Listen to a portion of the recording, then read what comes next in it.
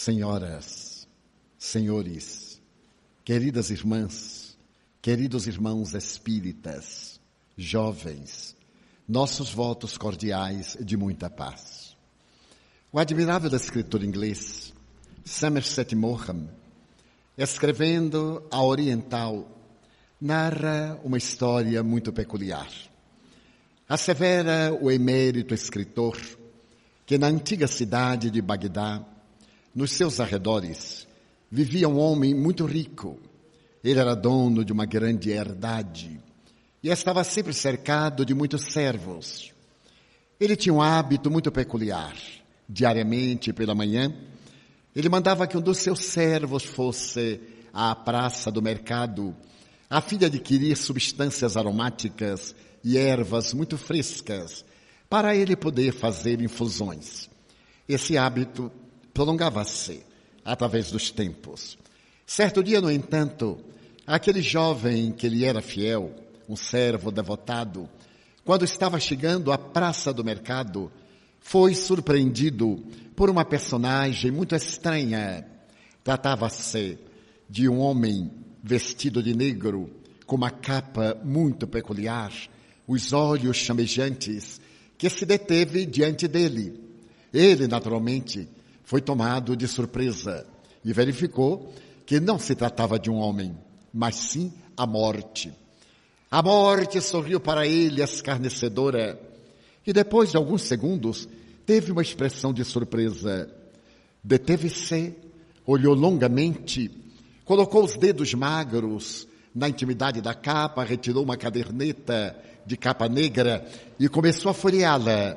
Ele então, depois que passou aquele choque, saiu a correr desabaladamente e voltou ao retorno à propriedade do seu amo.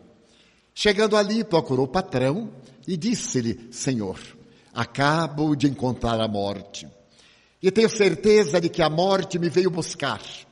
Ela até ficou em dúvida, olhou-me demoradamente e apanhou a caderneta na qual estão registrados os nomes daqueles que diariamente devem ser arrebatados. Eu aproveitei-me da sua indecisão e saí a correr para pedir ao Senhor um grande favor. Sabemos, pelas tradições, que a morte, quando vem ao lugar buscar alguém e não o encontra, dá-lhe 10 anos de prazo. E como a morte não me arrebatou, é claro que eu gostaria de fruir esses 10 anos de prazo. Então, eu queria pedir que me fosse concedido um cavalo muito veloz, para que eu pudesse fugir para a cidade de Samarra. Ali eu ficarei em Samarra por 48 horas, e depois que passar o perigo, eu retornarei e dedicarei o resto da minha vida para servir ao Senhor com abnegação e com devotamento. O patrão, que era um homem justo, concordou plenamente e de imediato o jovem servo pegou o cavalo mais veloz e desapareceu na estrada, deixando uma nuvem de pó. Mas o homem, que estava acostumado a fazer aquelas infusões ao cair da tarde, sentindo falta das ervas frescas e da poção, foi ele mesmo adquiri-la na praça do mercado. E no momento quando ele estava dobrando a esquina para dirigir-se à barraca que vendia as ervas que ele utilizava, apareceu-lhe a estranha megera, vestida de negro, a expressão destrutiva, os olhos chamejantes. Ela parou e olhou longamente para aquele homem. Mas aquele homem era um estoico, ele não tinha medo de nada e enfrentou a morte cara a cara, perguntando-lhe: o que é que você tem contra mim? 2 vezes você perturba o meu caminho. A morte foi colhida de surpresa. Ergueu os ombros muito magros e perguntou: como? 2 vezes? É a primeira vez que eu vejo. Ele disse: pois sim. A primeira que você me perturbou o dia foi pela manhã muito cedo, quando meu empregado veio à praça do mercado a fim de adquirir substâncias com que eu me comprazo diariamente. Você apavorou e ele saiu em correria desesperada e agora está livre da sua presença perversa. E agora Eis que venho eu próprio e você me perturba. Qual é o problema? A morte sorriu, zombeteira, e disse, meu amigo, há um terrível engano.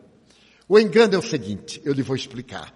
Meteu a mão no bolso, tirou a cadernetinha negra, folheou e disse, aqui está.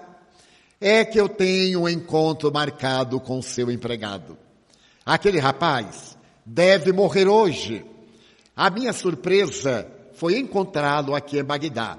Porque veja bem, dentro de 10 minutos, eu estou me dirigindo para a cidade de Samarra, aonde eu deverei arrebatar-lhe a alma. E a morte se foi na direção de Samarra. E Somerset Maugham estabelece que a morte é uma fatalidade. Mas é uma fatalidade inevitável. Porque tudo aquilo que nasce, morre.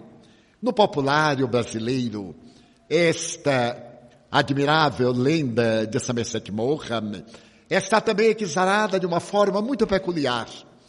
Dizia-se que antigamente, a morte mandava sempre um aviso, dizendo à pessoa que vinha buscá-lo.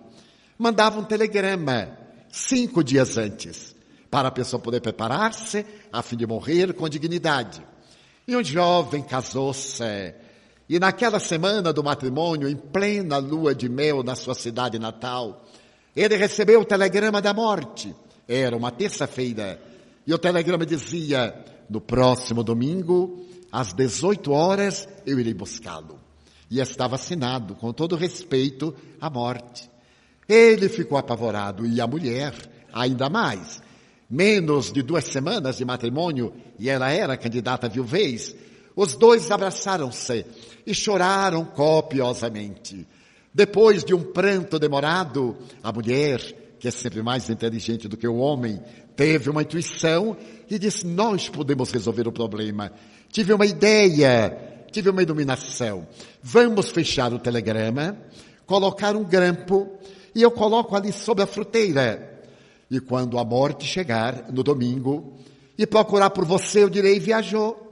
Ele está viajando há vários dias. E se ela me perguntar, ele recebeu meu telegrama? Não. Aliás, o telegrama está ali, ainda fechado. Porque nós, mulheres, nunca lemos nada que é para nossos maridos. Então eu guardei ali e preservei a intimidade de meu marido. Ele disse, mas para onde eu vou? Isso a gente resolve no domingo. Continuaram tranquilos. E ele começou a pensar, quando na mesma rua havia uma festa de casamento. E ele foi convidado para ser padrinho. Então estava resolvida a questão.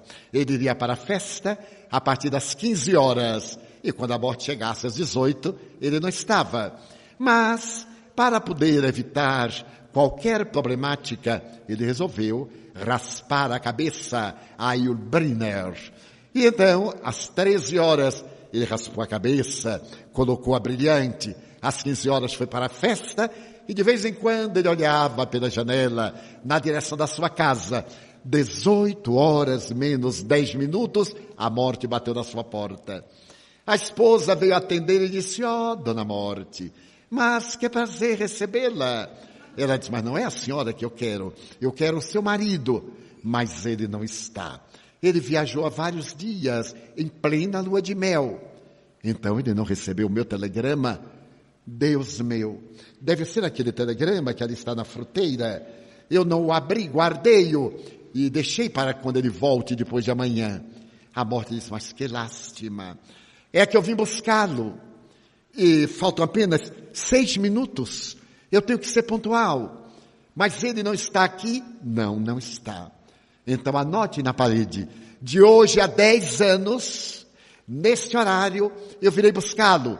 A mulher muito contente escreveu na parede, o que antigamente se escrevia na parede para não esquecer. E a morte muito desolada saiu. E quando ela ia passando pela porta da casa festiva, o dono da casa disse, ei, que tristeza é esta? Hoje é dia de gala, eu estou casando-me. Faça o favor, ela diz, mas eu estou apressada. Não tem pressa nenhuma. Fique pelo menos um pouco na janela. A morte debruçou-se na janela. Ele disse, vou buscar um refresco. E quando o rapaz viu a morte, continuou dançando, alegre. Aí é que ele se entusiasmou para dançar bem. E a morte dizia, que vida, hein? Jovem, bonito, careca, dançando, e eu aqui nessa tarefa ingrata. O dono da casa deu-lhe um refresco, e quando o relógio da igreja começou a bater às 6 horas, a morte disse, muito bem, só para não perder a minha viagem eu vou levar este careca. E então, ela o levou, cumprindo assim a fatalidade de que tudo que nasce, vive e morre. A morte é possivelmente, do ponto de vista da filosofia, a notícia mais trágica e desesperadora da própria história da humanidade. A morte sempre se apresenta na condição de megera, de perversa, mas ela é muito peculiar. A morte é curiosa. Quando ela chega numa casa e tem uma pessoa velha, doente, ela leva o rapaz jovem e deixa o velhote doente. Ela chega no outro lugar e encontra alguém no leito da paralisia, mas ela opta por levar a pessoa que está tomando conta do paralítico. Chega no outro lugar, encontra um ancião ao quebrado e ela leva o filho, que é a sua segurança. Por essa razão, a morte tornou-se detestada. Mesmo Buda, o príncipe Sakyamuni, tem um capítulo muito belo dedicado à morte na doutrina budista. Narra-se que certo dia ele se encontrava pregando a sua doutrina do caminho do meio. A doutrina do equilíbrio não é uma religião, é uma filosofia de vida. Quando chegou-se até ele uma mulher muito entristecida e disse-lhe, mestre, compadece-te de mim. Meu filho único de 15 anos, morreu. E eu estou desesperada. Eu desejo um milagre. Venho rogar-vos a misericórdia de um milagre. Será que ele pode voltar à vida física? E Buda lhe respondeu, sim, ele pode voltar com uma condição. Será necessário, para que ele possa voltar, fazer um unguento de uma semente muito delicada, a semente menor que existe na terra, a mostarda. Procure a semente da mostarda numa casa na qual nunca a morte passou, nem a pobreza, nem a doença. Se você trouxer os grãos de mostarda de uma casa onde a felicidade instalou-se e não houve morte, nem a doença, nem a velhice, eu então prepararei um unguento e farei seu filho ressuscitar. A mulher saiu jubilosa, porque aquela era uma região produtora dessas sementes prodigiosas, e logo ela viu uma casa encantadora. Ali estava na chaminé a fumaça que saía, dando sinal de prosperidade. Ela correu e, como havia muita semente de mostarda, ela começou a colhê-la, até formar um bom bocado em um lenço. E quando ela ia correndo, disse, deixa-me perguntar. Acercou-se da porta, bateu e veio alguém atender. E ela perguntou, por acaso a morte já passou por esta casa? Não, não passou. E a doença? Não. E a velhice? Então sai um homem de um quarto, apoiado a um bastão, idoso, cambaleante, disse, a velhice? Sou eu. Ela então percebeu que aqueles grãos não eram válidos, atirou-os fora e saiu correndo e viu outra casa e começou a recolher os grãos no jardim e bateu a porta e perguntou, a morte, por acaso, já esteve aqui? Oh, não. E a velhice? Não. Nós somos um casal jovem. E a doença? Ah, a doença. Nosso filhinho nasceu portador de um processo degenerativo e está tão doente no leito que nós rogamos a Deus que o abençoe. Então ela percebeu que aqueles grãos não valiam nada. Atirou-os fora e foi bastante longe, e recolheu bastante grãos de mostarda. A casa era quadrangular de branco caiado. Ela então bateu a porta e veio uma senhora de semblante melancólico e ela perguntou, por acaso, algum ancião mora nesta casa? Não. E a doença? Há alguém doente nesta casa? Não, não há. O único doente que tinha acaba de morrer. Ela então atirou fora a semente. E diz a lenda que até hoje Ela está procurando lugar para colher a semente de mostarda, mas uma propriedade na qual a morte, a velhice e a doença ainda não passaram.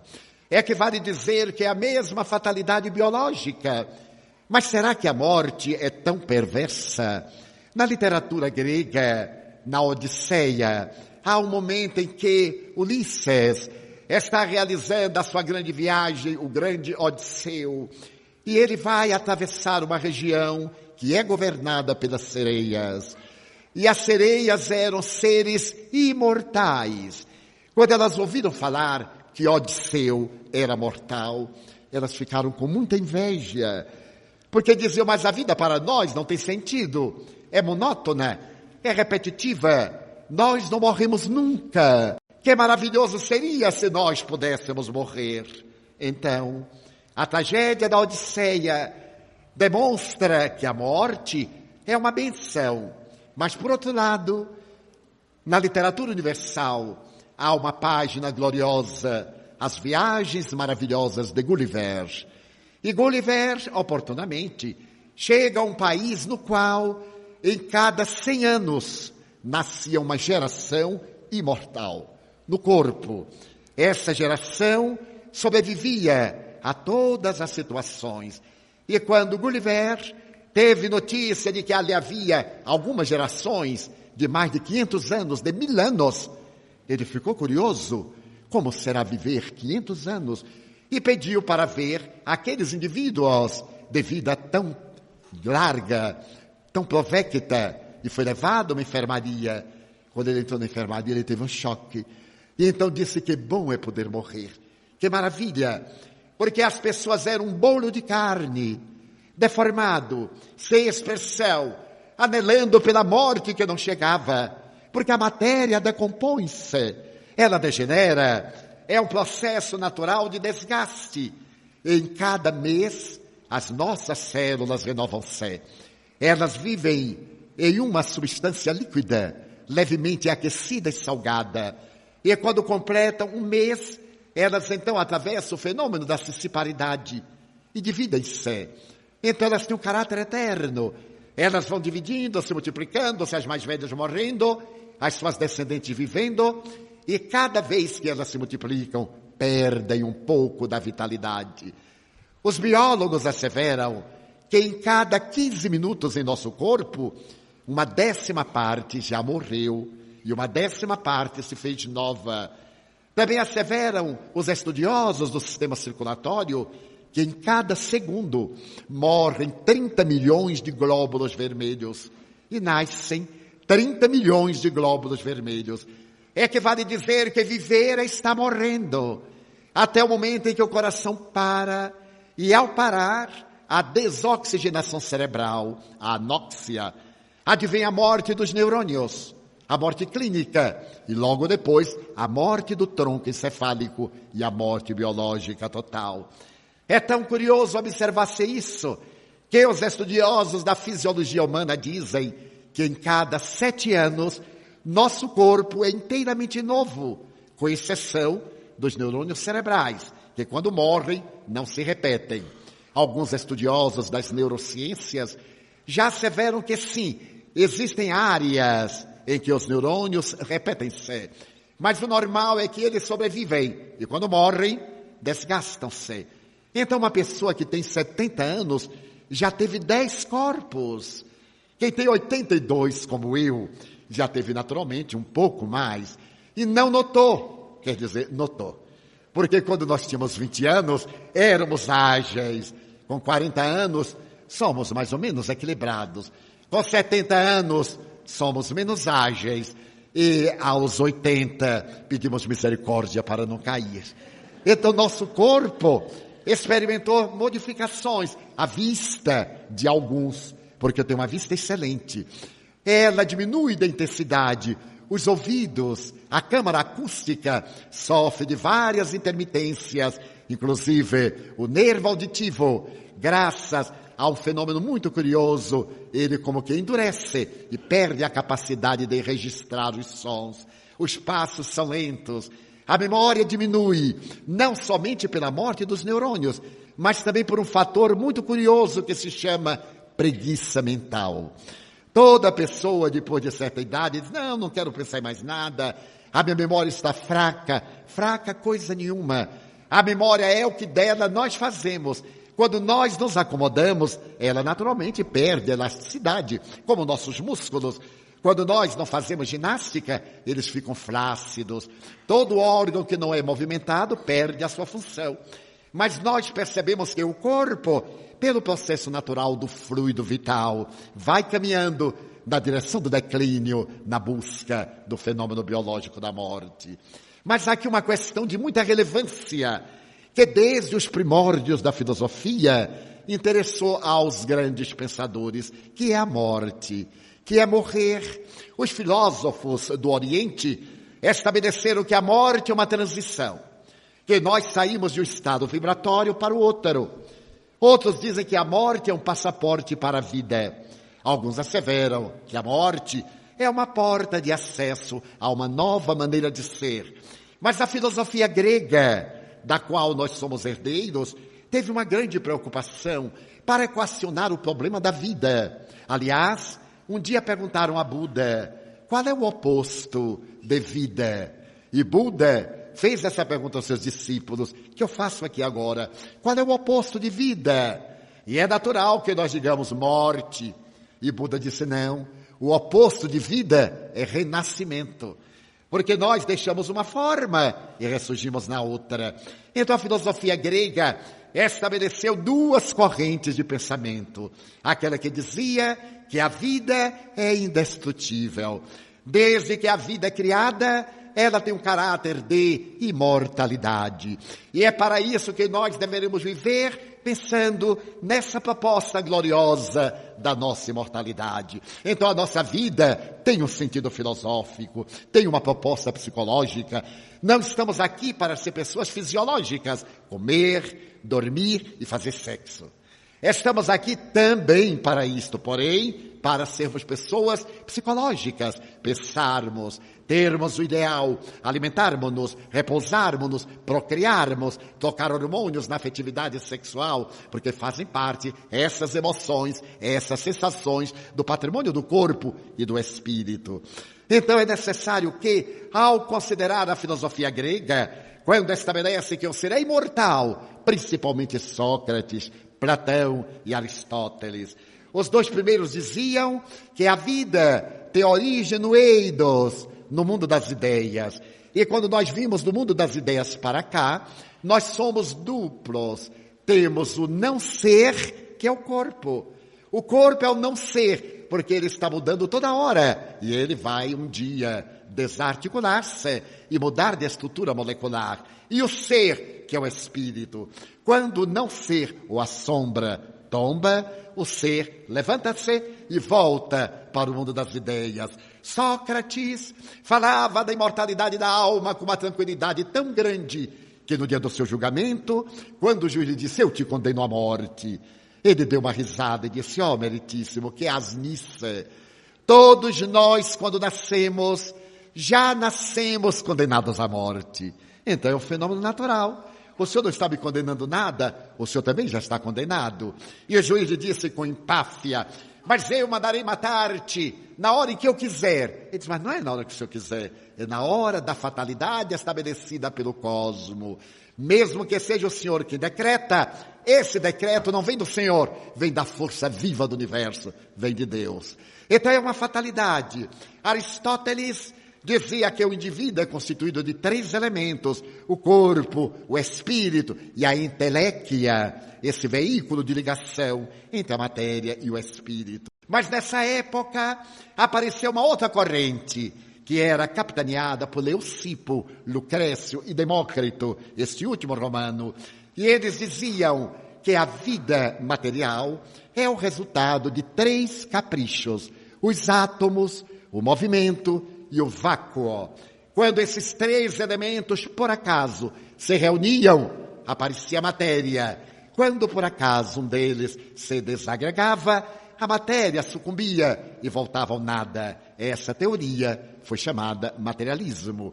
Através da história, 300 anos mais ou menos depois, vem Jesus de Nazaré. Esse homem incomparável, que dividiu a história da humanidade antes do seu berço e depois dele, depois de nos oferecer a mais notável filosofia da vida, que hoje não tem mais caráter religioso, é psicoterapêutico, o amor.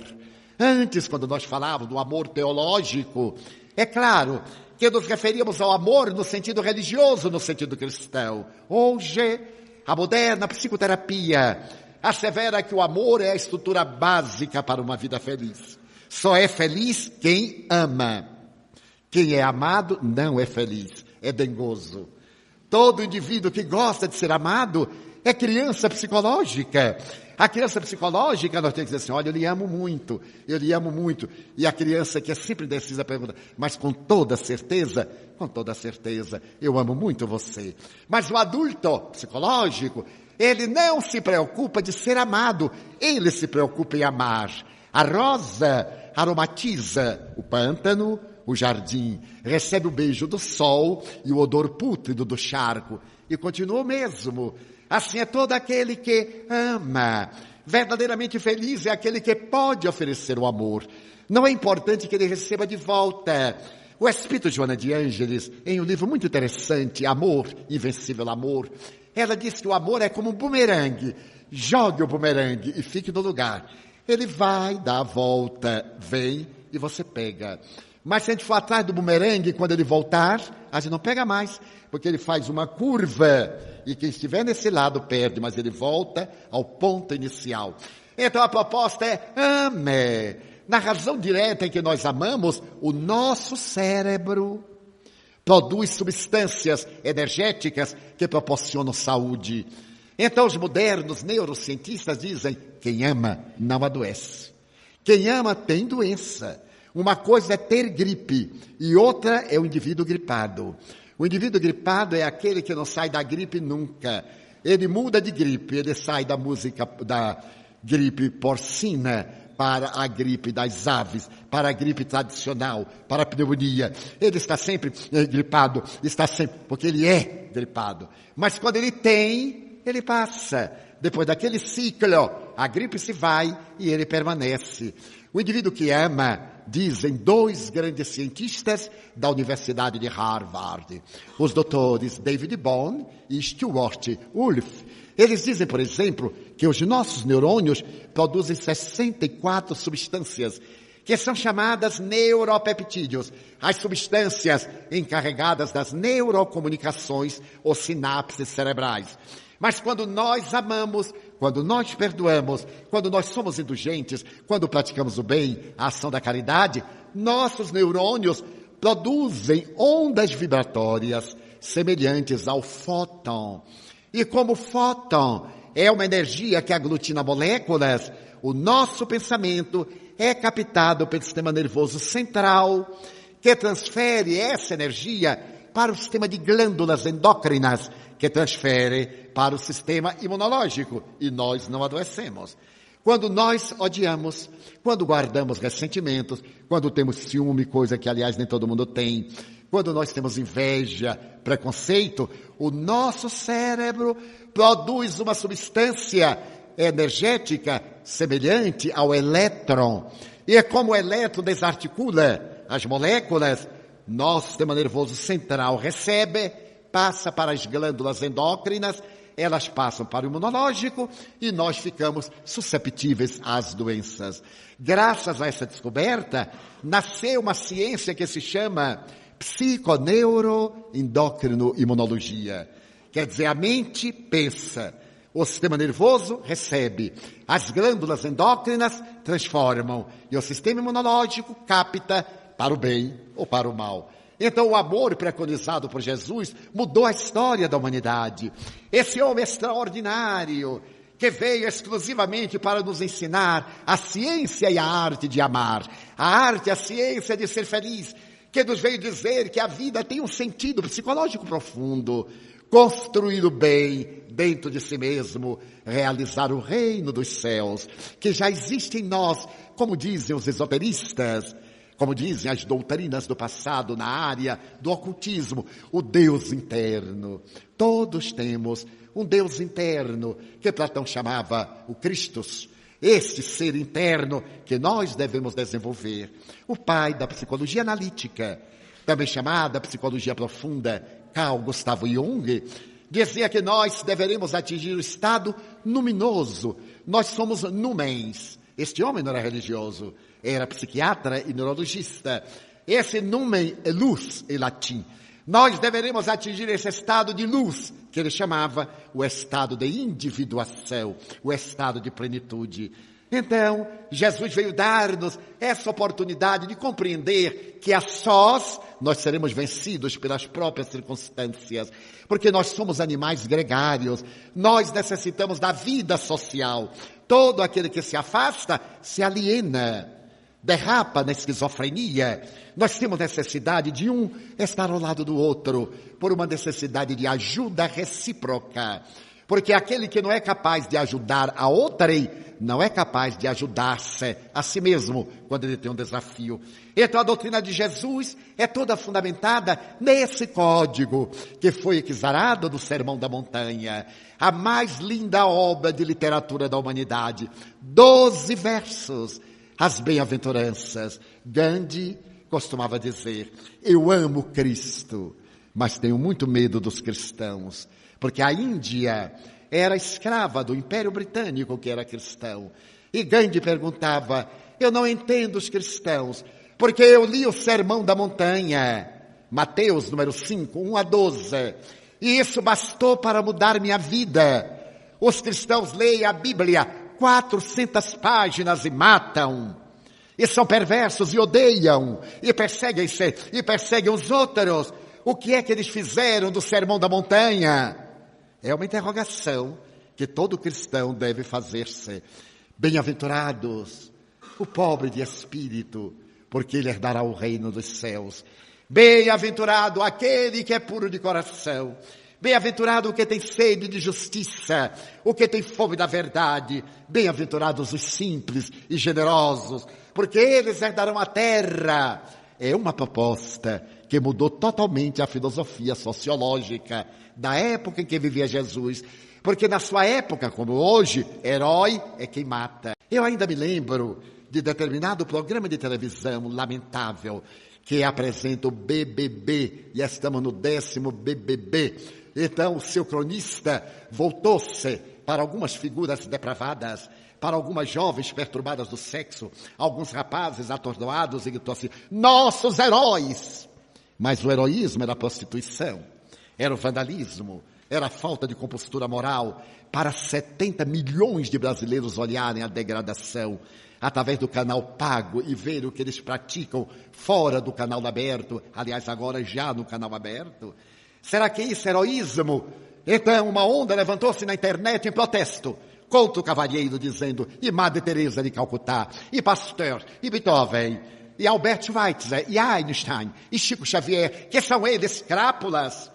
Se esses são os heróis, que são aqueles que deram a sua vida para que ele esteja no canal de televisão saudável, aquele que através da penicilina nos libertou de todos os males das infecções, da streptomicina e de outros produtos dos barbitúricos, nos arrancou da loucura. Então, se ser herói é entregar-se à promiscuidade sexual, à vulgaridade, às lutas por R$1 milhão, em que vale tudo, a traição, a falta de decoro, a indignidade, nós estamos numa inversão total de valores. E é claro que ele recuou quando houve o grito pela internet mostrando o absurdo de considerar-se a promiscuidade sexual e a depravação um ato de heroísmo, que poderia ser um ato de falta de vergonha pública. E ainda há pouco eu li que o mesmo cavalheiro dizia que ele é o modelo, o equilíbrio da moral no Brasil. É lamentável, profundamente lamentável, que a nossa moral esteja a depender dos favores que os veículos da mídia oferecem para banalizar a dignidade da criatura humana. Porém, todos morrem. Eu me recordo de uma grande atriz, que foi a mulher mais linda do mundo, Rita Hayworth. Ela produziu uma película cinematográfica ainda insubstituível, Gilda. Gilda marcou o cinema internacional. A beleza de Rita Hayworth, conquistando, uma bailarina que conquistava o mundo, que seduzia. Ela teve 8 casamentos, diversos companheiros. E certa feita ela casou-se com um príncipe, o filho do homem mais rico do mundo, do Aga Khan. O jovem era um playboy internacional, Ali Khan, e ele lhe deu de presente no casamento um palácio na Côte d'Azur, um palácio chamado L'Horizon, o Horizonte. Esta mulher teve uma filha com o príncipe Ali Khan. E um dia ela declara a uma revista que não pode haver nada pior do que ser um mito. Os homens que se casavam com ela, não era com ela Rita, eram com Gilda. Deitavam-se com Gilda. E quando pela manhã encontravam Rita, decepcionavam-se. Porque nós perseguimos a fantasia, gostamos do mito, da ilusão e detestamos a verdade, detestamos a realidade. Por isso é que se fuma maconha, para poder sonhar. Por isso é que se aspira a crack, cocaína, que se utiliza do álcool, do tabaco, da promiscuidade sexual, para fugir. Mas para onde vá, a pessoa vai para lugar nenhum, porque esse lugar não tem volta. É necessário enfrentar a realidade do que somos. Foi a proposta de Jesus. Nós somos espíritos imortais em um corpo transitório. Então a imortalidade da alma que ele pregou voltou depois que foi crucificado e sepultado em um túmulo novo, aberto numa rocha e que pertencia ao doutor do Sinédrio, José de Arimateia. Ele volta, faz-se anunciar. Um amigo que duvida, ele diz, vem, toca minha chaga, o lugar da lancetada, entre a terceira e a quarta vértebra do peito direito, toca. E o homem foi e tocou Tomé. E disse, Senhor, eu agora creio. E ele deu uma resposta impressionante. Tu crês porque viste. Bem-aventurado aquele que não viu e crê. Porque naquele tempo, a física dizia que tudo era matéria, que é necessário ver para crer. Hoje não. Depois da física quântica, primeiro é necessário crer para ver. Porque tudo que nós vemos não é conforme nós vemos. É a impressão que os átomos nos dão. E tudo aquilo que nós não vemos é. Ninguém vê a saudade, ninguém vê o amor, ninguém vê a energia, senão quando ela passa por transformações moleculares. E, no entanto, essa é a base do universo. Há uma micropartícula chamada neutrino. É uma micropartícula tão micra que se concebe, porque ainda não se pôde capturar, porque a física quântica é chamada física das probabilidades. Se conhece por leis matemáticas, e é esse mundo que nos cerca. A mim me fascina o telefone celular. Quando nós fazemos 1 milhão, 2 milhões de telefonemas simultaneamente no mundo, e cada onda especificamente vai para o nosso número. Uma grande surpresa minha foi há 8 anos. Eu estava proferindo palestras em Paris e encontrava-me transitando de um lugar para outro e passava pelo Museu do Louvre e estava uma japonesa telefonando.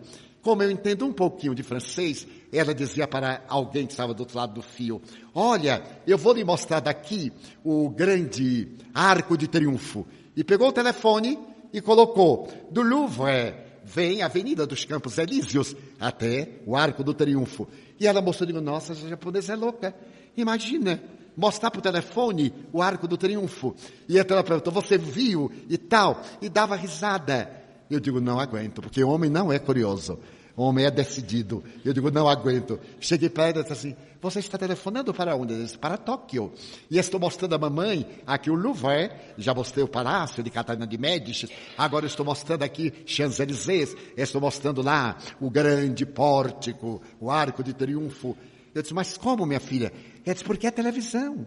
Minha mãe está lá com o vídeo e um telefone, e eu estou aqui também com o vídeo. Aqui está uma câmera. Eu olhei e digo, meu Deus, eu não acredito. Porque eu sou do tempo que o telefone ficava preso na parede e a gente rodava, e rodava, rodava. E a gente gritava tanto, está me ouvindo, está me ouvindo, está me ouvindo, que a pessoa ouvia nossos gritos. Agora ela estava ali, e aí ela sorriu para mim e fechar-me. E ela disse, é um computador. Então eu vou mandar aqui uma mensagem para a mamãe, vou mandar um torpedo. E mandou torpedo que felizmente não matou a velha do outro lado. Mas ela mandou. Meu Deus, que coisa extraordinária, que evolução. Então, é essa proposta da dignificação da vida, desse sentido que Jesus veio. E tudo isto é invisível. Aqui a sala está entupida de ondas Hertz, micro-ondas, ondas as mais variadas, decantando a glória de Deus. Então Jesus volta e prova a imortalidade da alma. Desde ali, ele vai aparecer inúmeras vezes através da história. Qual é o cristão que não se lembra do jovem Saulo, que vai na direção da cidade de Damasco, em nome do Sinédrio, inimigo de Jesus, para matar Ananias, um velhinho que se dedicava a curar em nome do Mestre incomparável. E é quando o doutor da lei está às portas de Damasco, uma luz cinde a luz do sol das 10 horas da manhã, o camelo derrui, ele cai, e então ele começa a delirar. A caravana vê que ele está de joelhos, e então ele pergunta, quem és tu? Porque ele ouviu uma voz indagar-lhe, Saulo, Saulo, por que me persegues? Quem és tu? Eu sou Jesus, aquele a quem persegues. É um momento extraordinário, o maior da história da humanidade. Porque aquele homem que era inimigo, apenas com esse contato, faz uma revolução interna e pergunta, o que é que tu queres que eu faça? Era o servo que encontrou o Senhor, o escravo que reencontra o amo. E Jesus lhe diz, vai a Damasco, e ali te dirão o que tu deves fazer. A luz foi tão intensa que ele perdeu a visibilidade ocular. Então conhecemos a história. Jesus aparece na história inúmeras vezes. Francesco Bernardone, o pobrezinho de Assis. Ele tem a oportunidade de ver Jesus. Vai, Francesco, ergue a minha igreja que está caindo. E ele foi à igreja de São Damiano e reconstruiu a pedra por pedra. E no dia em que o bispo foi consagrar a igreja, o jovem ajoelha-se e veio e ouve Jesus dizer outra vez, não é esta igreja, Francisco, é a igreja moral que está caindo. Então Francisco sai dali e se torna il trovatore de Dio, torna-se o trovador de Deus, e sai a cantar ao irmão Sol, à irmã Lua, à irmã Chuva, às irmãs Aves, calai, enquanto eu prego, porque as andorinhas faziam muita zoada, e ele estava pregando o evangelho de Jesus, calai-vos, estais a perturbar-me, falando do mestre. Então nasce essa figura apostolar, do servo e do êmulo, que melhor imitou Jesus até hoje, Teresa d'Ávila. Quantos na história? O Papa Pio XII, ele dizia que teve um contato com Jesus na noite de Natal do ano de 1950, considerado o ano santo pela Igreja de Roma, quando se abre a porta lateral esquerda da Catedral de São Pedro. Jesus continuou vindo para provar a imortalidade da alma. E na história, se nós remontarmos a história oriental, os mortos sempre vieram comunicar-se com os vivos. A Bíblia é um repositório de comunicações espirituais. Quem é que não se lembra de Samuel, o último dos juízes, visitando a pitonisa do Endor? Ou melhor dizendo, Saul indo consultar Samuel, que era morto, através da pitonisa do Endor. E quando ele chega disfarçado de pastor e pede àquela mulher que era médium, eu desejo falar a Samuel, o último dos juízes. A pitonisa olha e diz, não, está proibido. O rei Saul proibiu. Aí ela identifica que ele é o rei Saul e diz, mas vós sois o rei disfarçado. Ele disse, já que eu proibi, eu libero a proibição. E então Samuel materializa-se. Estava morto, volta. E pergunta-lhe, que desejas de mim? Arrancando-me do mundo dos imortais. E ele fala sobre a guerra que travava contra os filisteus. Então o Espírito diz, transforma as tuas armas de guerra em instrumento da lavoura, ou do contrário, ao cair da tarde do terceiro dia, tu e tua família e teus escravos estareis vencidos sob o domínio dos filisteus. E Saul não obedeceu, 3 dias depois, ele estava escravo dos seus inimigos. A história do Antigo Testamento é de profetas. O que é o profeta se não um médium? Então nós vamos ver na história da filosofia grega as comunicações de Sócrates com o espírito que ele chamava daimon, anjo protetor, e que mais tarde, na língua latina, ao ser transferida a palavra grega daimon, daimonion para demônio, experimentou uma corruptela, e demônios, demônio, possa ser força satânica.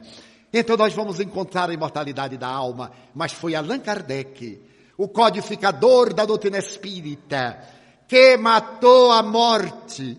O espiritismo conseguiu a maior façanha da história, matou a morte, quando os espíritos imortais vieram à Terra dizer que a vida continua. É a lição mais bela da nossa existência de ser imortal, é abandonar a carcaça, da mesma forma que a lagarta, no fenômeno da estólise, da estogênese, depois de hibernada, abandona a casca grosseira e se transforma na leve borboleta que flutua no ar. Nós também largaremos essa casca pesada, e iremos flutuar no ar da imortalidade para voltarmos em outra etapa na reencarnação, a fim de atender ao nosso processo da evolução. Mas eu gostaria de narrar uma experiência pessoal, com a permissão dos senhores, que é muito melhor do que filosofar.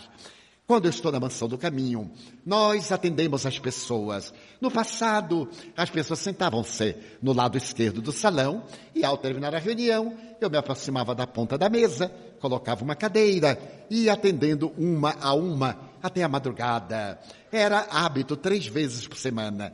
Graças ao atendimento fraterno da atualidade, há hoje uma seleção, as pessoas vão ao atendimento fraterno, uma equipe atende e seleciona os casos mais difíceis, casos de sofrimentos pela morte, de obsessões, e encaminham-me esses casos mais dolorosos que eu atendo já numa sala em especial. Mas naquela época não, isso deve ter mais ou menos uns 15 anos. Eu atendia ali, colocava uma cadeira, porque ficava de pé 6 horas, um pouco mais, um pouco menos. E de vez em quando eu punha o joelho na cadeira para poder manter. E colocava também as obras de Allan Kardec, algumas obras de Emmanuel, obras de Joana de Ângeles, para oferecer. Porque 10 minutos de um contacto, 5 minutos, não dão para muita coisa. Então eu dizia, leia este livro. Ele tem 1019 perguntas, 1019 respostas e mais de 600 comentários. Então você vai ter aí a panorâmica do Espiritismo e dava o Livro dos Espíritos. De acordo com cada problema, eu oferecia um livro. Certa feita, eu estava atendendo como de costume, quando, mais ou menos 1h da manhã, eu vi chegarem 3 senhoras. Uma delas era uma velha amiga minha. Esta amiga minha não era espírita, era uma senhora muito rica, e sendo muito rico fica complicado ser espírita. Ela me dizia assim, Divaldo, eu adoro tomar passes. Então ela ia lá tomar passes, e dizia sempre que eu estou carregada, eu venho aqui. Ela carregava e eu era o descarregador. Carregava lá, eu descarregava cá. Mas era muito simpática. E eu a chamava minha corretora, porque há pessoas que são corretores de problemas para os outros. São as pessoas de bom coração. Não fazem o bem não, mandam para outro fazer. Encontra um pobre na rua assim, olha, vá lá no centro, procure fulano, diga que fui eu que mandou. E a pessoa diz assim, mas que bom coração. Mas o outro é que carregava. E a minha amiga era minha corretora. Era dona de um bom coração, mas me arranjava cada problema. Sempre que tinha problema nos meios ricos, ela trazia. E aqueles problemas difíceis. Já era mais ou menos 1h quando eu vi a minha corretora abraçando a uma senhora e atrás um cavalheiro e uma outra senhora. E eu digo, meu Deus, vamos ter problema. Eu estava atendendo a uma senhora de idade e ainda tinha umas 10 pessoas.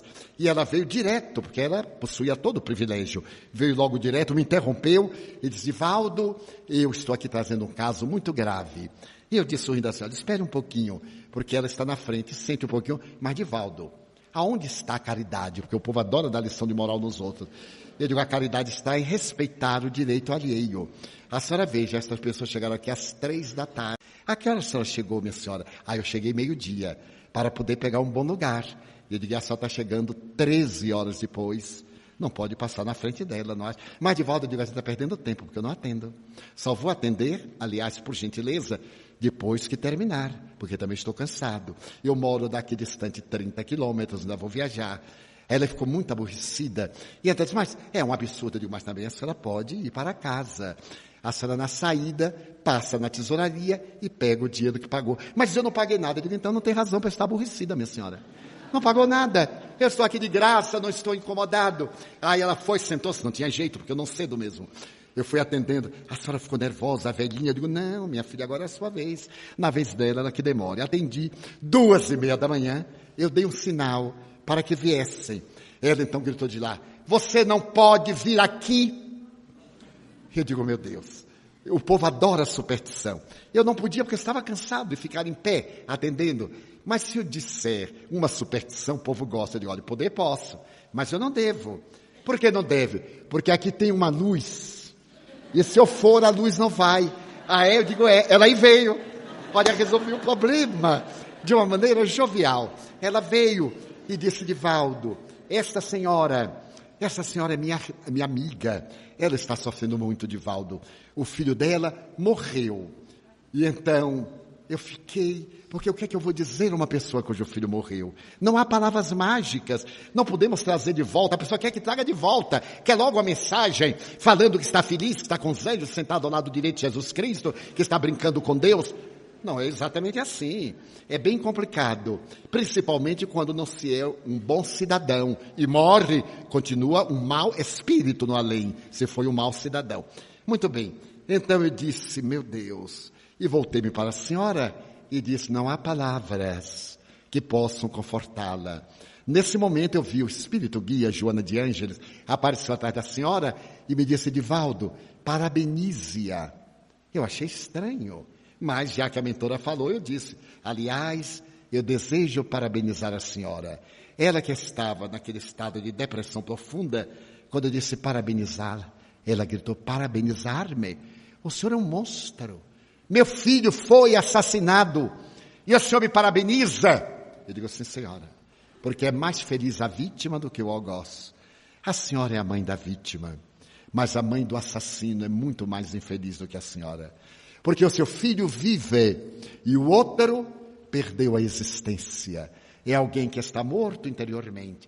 Eu falei com ela demoradamente da felicidade de ser vítima, por mais cruel que pareça.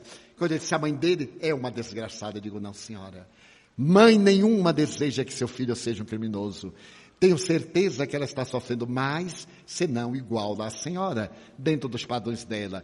Porque a essa altura, o filho deve estar ou na penitenciária, ou na cadeia, ou se for de menor, estar no lugar apropriado. Nisso, eu vi chegar o filho. Foi chegando o rapaz.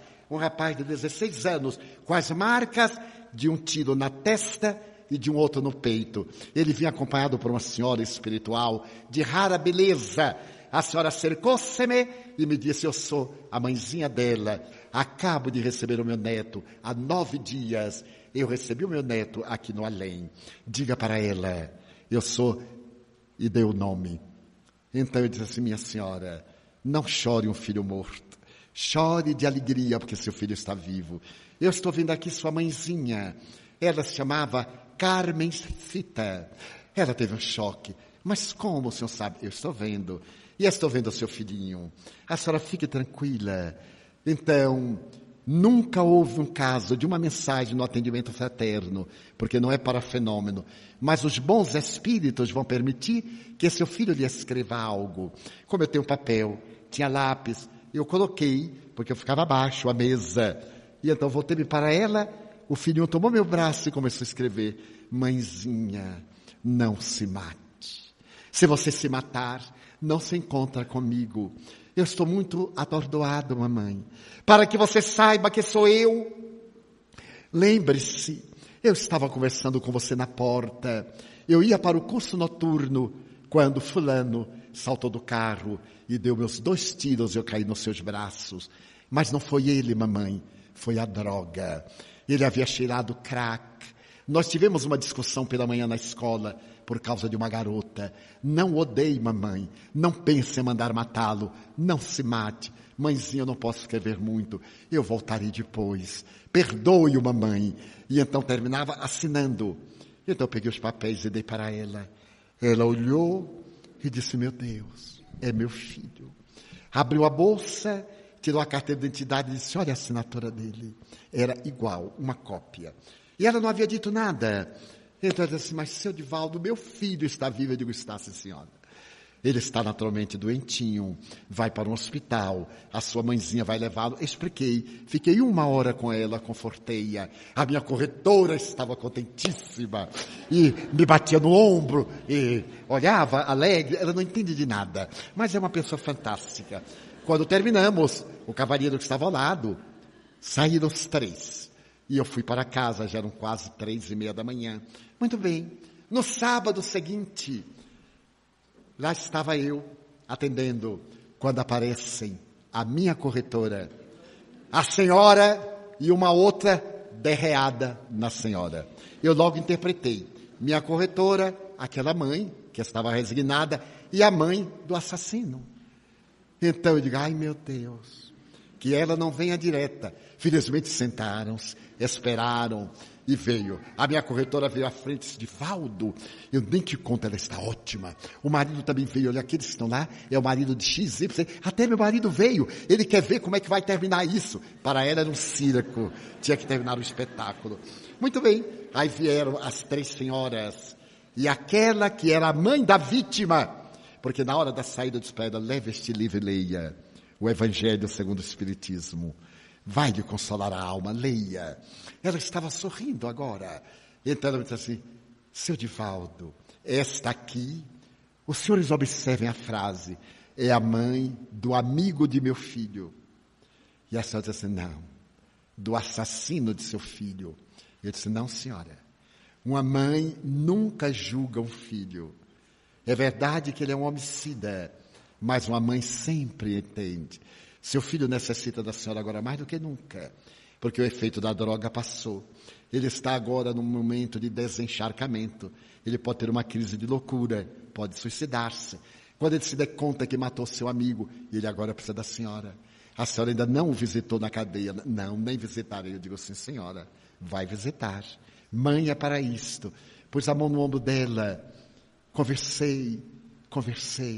E aí aparece a senhora desencarnada com o rapazinho, já um pouco melhor, e escreve uma carta ao seu amigo. E dá para a senhora dizer, leve para ele, dizendo que eu o perdoo. A cena foi comovedora. A minha corretora chorava. O marido que foi ver o espetáculo comoveu-se. Eu também me comovi, é claro. Abraçamo-nos.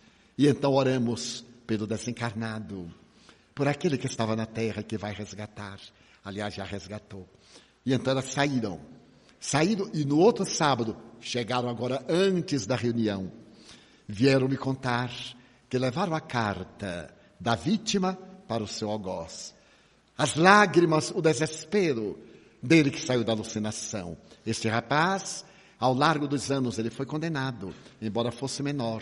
Resgatou o período, cumpriu o período. Depois ele obedeceu às exigências da lei.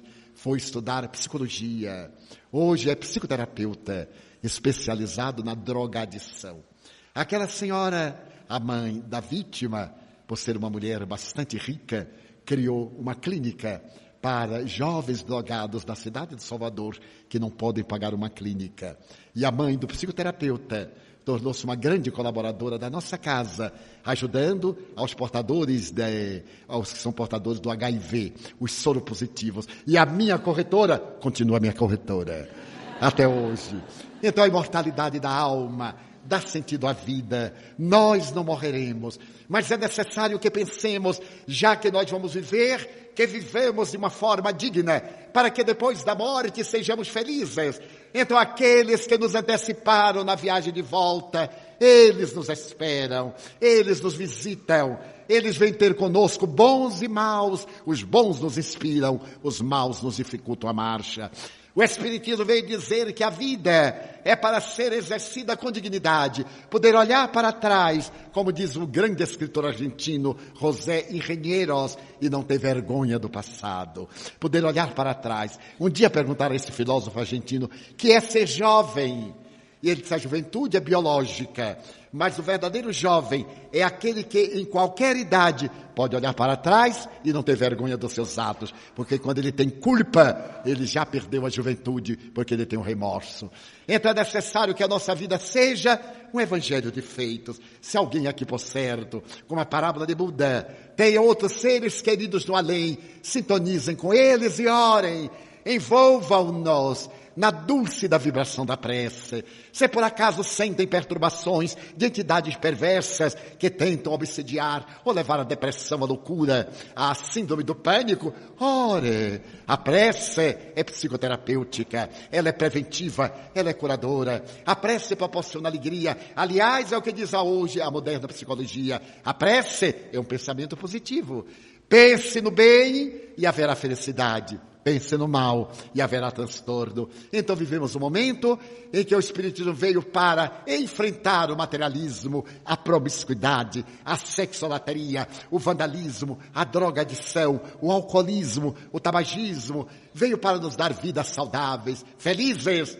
Somos aqueles que podemos olhar para frente e marchar na direção do porvir, sem amarras, com a retaguarda. Viver é uma bênção fabulosa. Diariamente, aos 82 anos, eu abro a janela do meu quarto quando desperto, abro totalmente, e então eu olho e digo, meu Deus, mais um dia, que bênção é a vida! Então eu agradeço esse patrimônio extraordinário que Deus nos deu a todos. E digo, oh meu Deus, enquanto lá fora blasfemam, enquanto reclamam, enquanto queixam, eu quero dizer-te que eu amo a vida, que para mim é bela e é consentida. Muito obrigado, Senhor, por tudo que me deste, por tudo que me dás. Obrigado pelo ar, pelo pão, pela paz. Obrigado pela beleza que os meus olhos veem no altar da natureza, olhos que fitam o céu, a terra e o mar, que acompanham a ave ligeira, que voa fagueira pelo céu de anil, e se detém na terra verde salpicada de flores em tonalidades mil. Muito obrigado, Senhor, porque eu posso ver meu amor, mas diante da minha visão, eu detecto os cegos que se debatem na escuridão, que choram na multidão, que andam na solidão. Por eles eu oro. A ti eu imploro comiseração, porque eu sei que depois desta lida, na outra vida, eles também enxergarão. Muito obrigado pelos ouvidos meus, que me foram dados por Deus. Ouvidos que ouvem o tamborilar da chuva no telheiro, a melodia do vento nos ramos do ormeiro e as lágrimas que choram os olhos do mundo inteiro. Ouvidos que ouvem a música do povo que desce do morro na praça a cantar, a melodia dos imortais que se ouve uma vez e não esquece nunca mais, a voz melodiosa canora do boiadeiro e a dor que geme e que chora no coração do mundo inteiro. Pela minha faculdade de ouvir, deixa-me pelos surdos pedir. Eu sei que depois desta prova, na vida nova, eles voltarão a ouvir. Obrigado pela minha voz, mas também pela sua voz. Pela voz que ama, que canta, que ensina, que alfabetiza, que legisla, que trauteia uma canção. E que o teu nome profere com sentida emoção. Diante da minha melodia, eu quero rogar pelos que sofrem de afasia. Eles não cantam de noite, eles não falam de dia.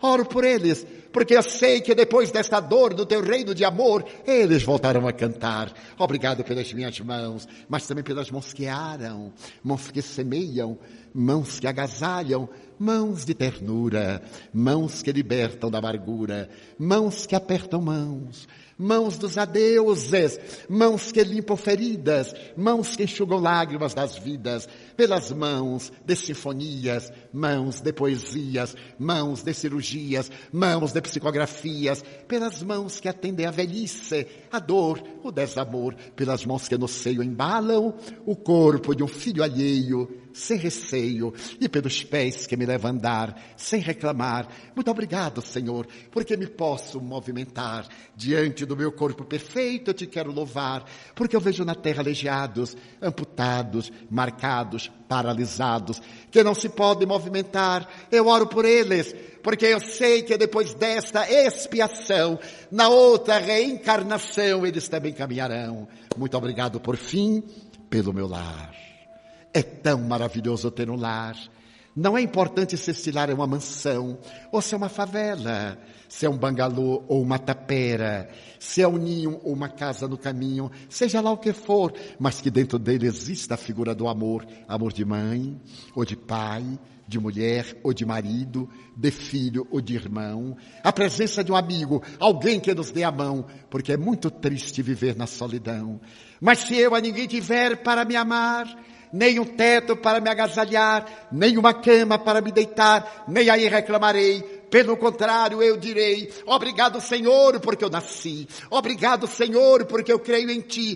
Pelo Teu amor, obrigado, Senhor, pela Sua atenção. Muito obrigado, senhores.